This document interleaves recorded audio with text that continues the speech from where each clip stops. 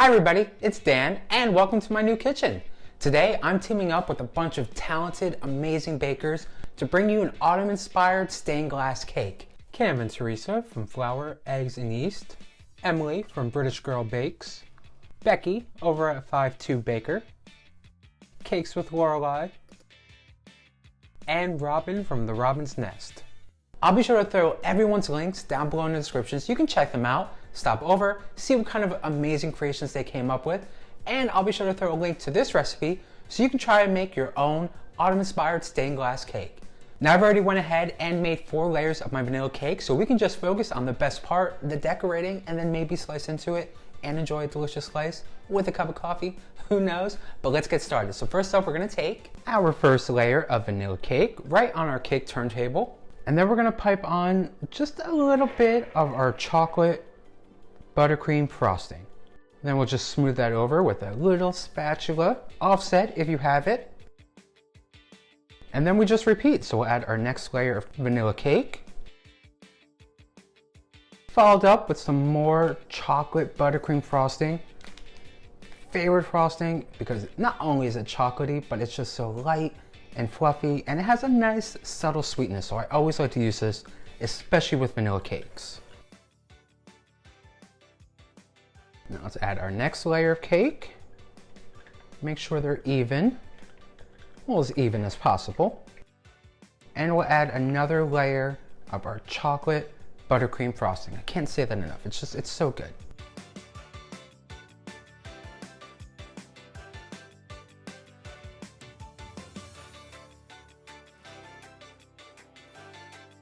And then lastly, we're gonna take our last layer of vanilla cake, we're gonna invert it so the top of the cake has a nice, flat, smooth cake surface. And again, we're just gonna make sure everything's nice and leveled and as even as possible. And don't worry, if you wanna try this amazing chocolate buttercream frosting, I'll throw that in the recipe down below also. Check it out. If you love chocolate, if you love frosting, you're gonna love this. It's just so good. I love it. I can eat it by itself. But anyway, now that we have our cake filled, our cake stacked, let's cover it in some vanilla buttercream dyed a light golden yellow for autumn. And let's just get that on. Let's just do it. Where's my scissors? So we're just gonna snip the tip of our piping bag. And we're gonna go to town. Not too much, because again, we're kind of gonna go for that naked cake look, where a little bit of the cake is peeking through. And I find the easiest way to do this is to start from the bottom and rotate your cake turntable while working your way up with your piping bag. And if you don't have a piping bag, you can also just do this with a spatula, a straight spatula, an offset spatula, or a butter knife. But again, just, why not just start from the bottom and work your way up?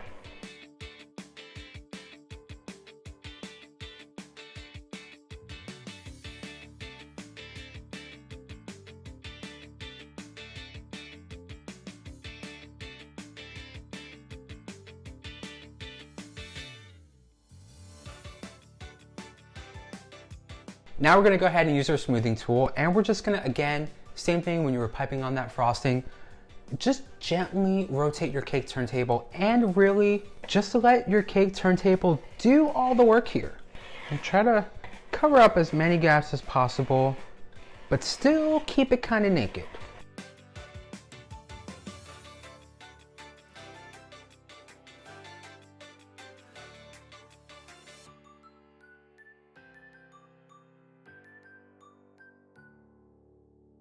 And you know what? I think that's good. I think that we have that nice naked cake effect. It's not covered completely with buttercream, and I think that works out pretty good. So now let's take a little more of our chocolate buttercream frosting, and we're just gonna pipe a tiny little bit on top and smooth it over. And this is gonna help make sure that our fondant stained glass window stays in place, because we don't want that sliding around. So let's just pull in the yellow buttercream, and let's just smooth it gently on top.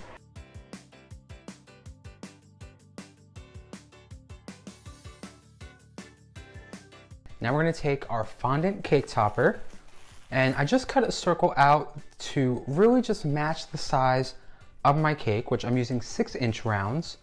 So it should hopefully just fit nicely on top, which perfect. I'm so glad it does.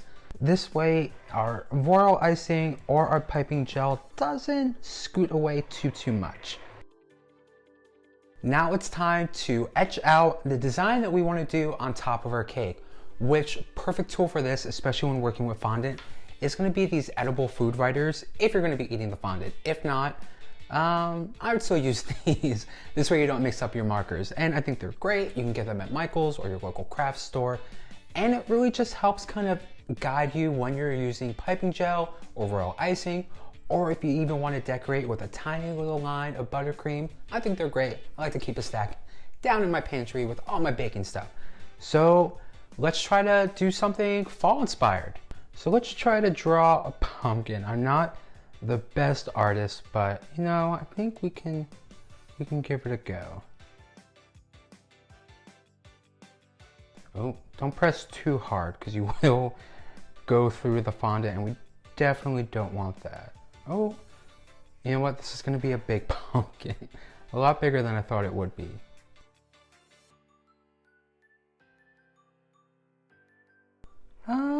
Yeah, I think that works. Why not? Let's get the stem.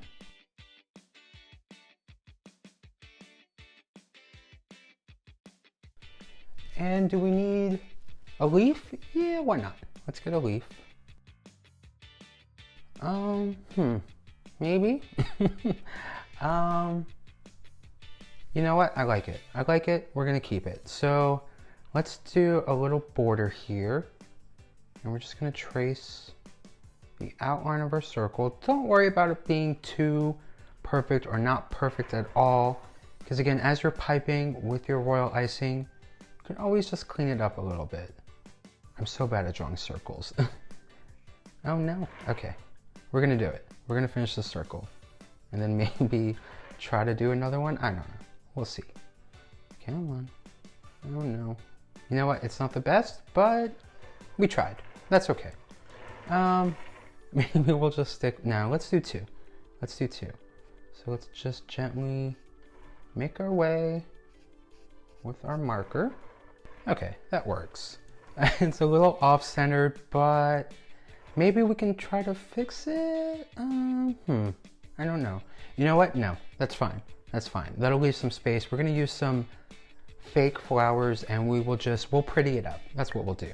So now that we have that, we're gonna grab our royal icing and we're gonna go ahead and we're just gonna pipe with our icing on the outline of our pumpkin.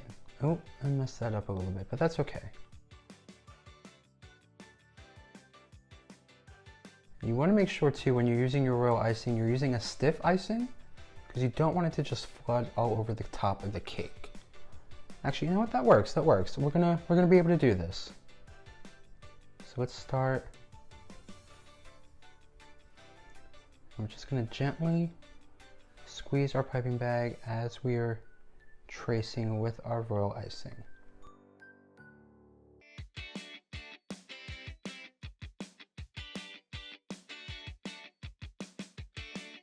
Yeah, you know, this is gonna work. This is good. And actually, it looks like my royal icing may be a little thinner than I would like, but once we add some color on here, I think we will be good to go.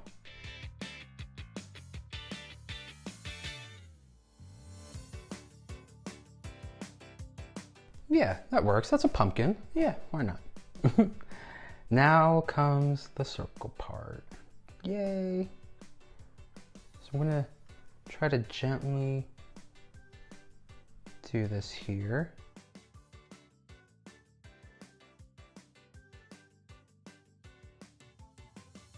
There's one. Now let's try to go for another one.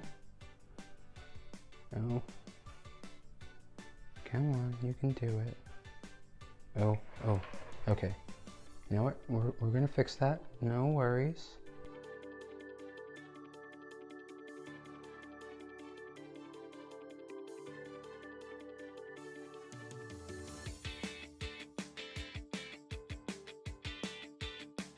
Okay, perfect. Ish. Okay, well that's not too too bad. It looks like my royal icing was a lot thinner than I was hoping it to be.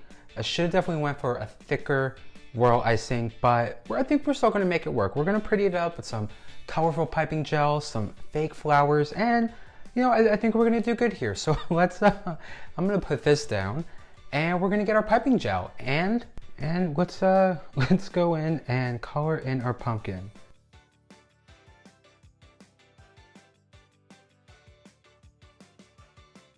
Just gonna gently pipe this in.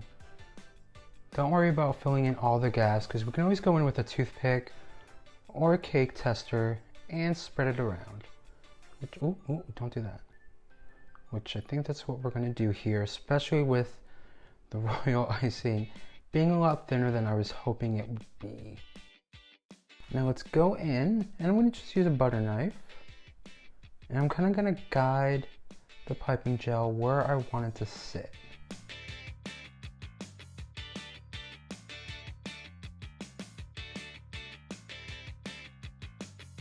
Hopefully it does what I want it to.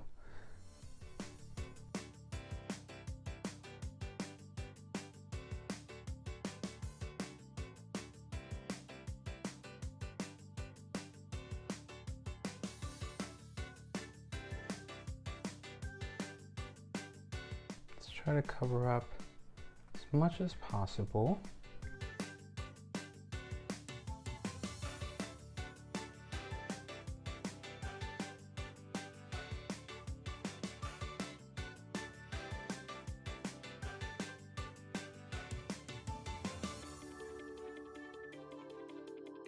Now let's go in with a little bit of green.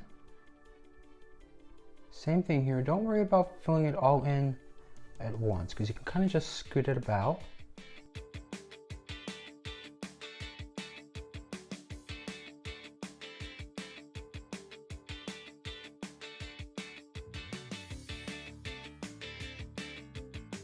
And then we're gonna scoot this in just a tiny bit without messing up the royal icing.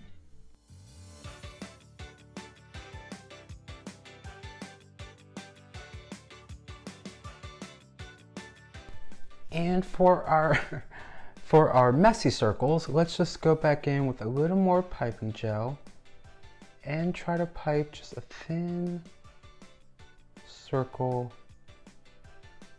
for a nice border. See, this circle is not so bad.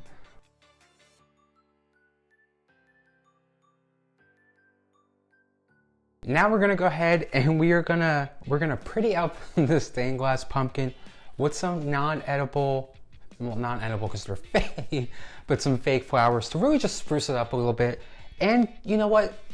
Give it that nice rustic look. Anytime you mess up on a cake, you just call it rustic. I'm going for that rustic look.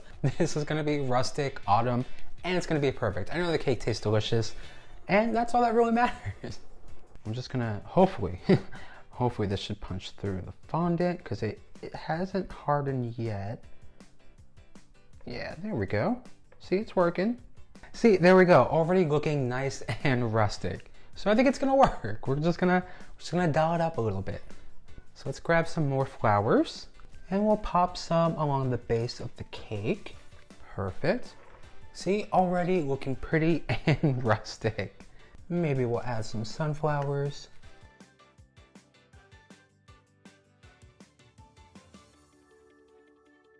And we'll add some leaves a little off to the side. Maybe a little pop of orange to match our orange pumpkin.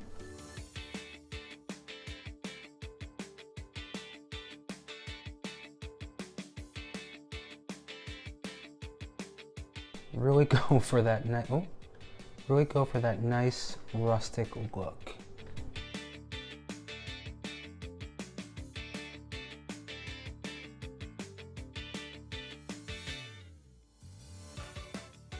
And lastly, we'll just we'll top it off with another one of our autumn flowers here, right on top. And perfect, just like that. Actually, you know what? That looks actually very rustic. I'm I don't want to say I'm surprised it turned out, because of course it was. I knew it was. But yeah, there you have it. A nice, simple, easy, autumn-inspired stained glass cake, which really just turned out to be a simple cake. I mean, you have my simple vanilla cake, simple chocolate buttercream frosting, simple vanilla buttercream, dyed a nice golden yellow, and really, you know, a simple pumpkin on top because it's autumn, because you can't have autumn without pumpkins, and some nice decorative, inexpensive fake flowers that you toss around the cake to really give it that nice rustic feel. After that royal icing, I was just like, oh no, it's gonna be a mess. I'm gonna have to do this all over, but I like it. I enjoy it. You can't get any simpler than this. And you know what? I'm happy with it. Well, thank you all for stopping by and checking out my brand new kitchen and a simple autumn-inspired stained glass window cake. If you're a fan of all things cake and these fun little simple decorations, or as I should say, these simple rustic cakes, definitely feel free to give this video a thumbs up. Helps me out, lets me know I'm baking up recipes you all like, you enjoy, and you want to see more of. And don't forget, the best way to stay up to date on brand new recipes and to see what I'm going to be doing in my kitchen here, especially because I have all this space to decorate, be sure to subscribe and click on the bell to turn notifications so you don't miss out every time I post a new video. Like maybe some more fun virtual cake collabs. Plus, don't forget, I still have 19 KitchenAid stand mixers to give away. So if you haven't already, be sure to enter down below with the link. Once you enter the giveaway, you'll have 20 chances to win and lots of ways to enter. Lastly, don't forget, if you make your own autumn-inspired, rustic, stained glass window cake, definitely give a tag on Instagram. You know, let me see what you're baking up in your kitchen. Alrighty, well, I'm gonna go. I'm gonna have a slice of cake, a big cup of coffee, enjoy the day, enjoy the weather, maybe unpack, because there's still lots of boxes to do. But as always, I'll see you all in the next video very, very soon. Bye!